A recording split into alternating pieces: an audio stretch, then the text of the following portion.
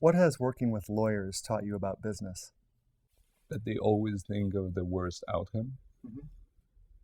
It's a very pessimistic way of life.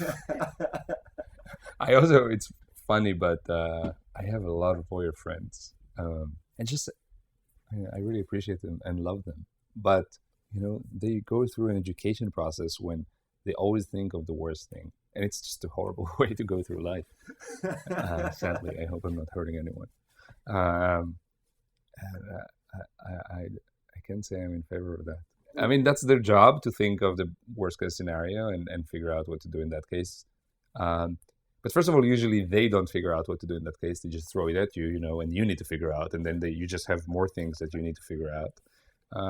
But just you can't always do that. You need to take that's exactly when you take chances. And in a way, when you always think of what's the worst thing, then you don't take chances. That's right. Yeah, because the worst thing is usually pretty bad. Exactly.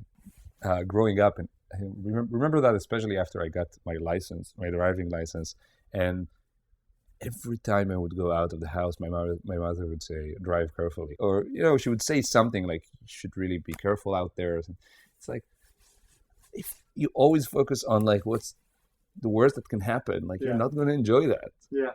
I remember a couple of years ago, we were talking on the phone, and I told her that I think we're going skiing over the weekend or something.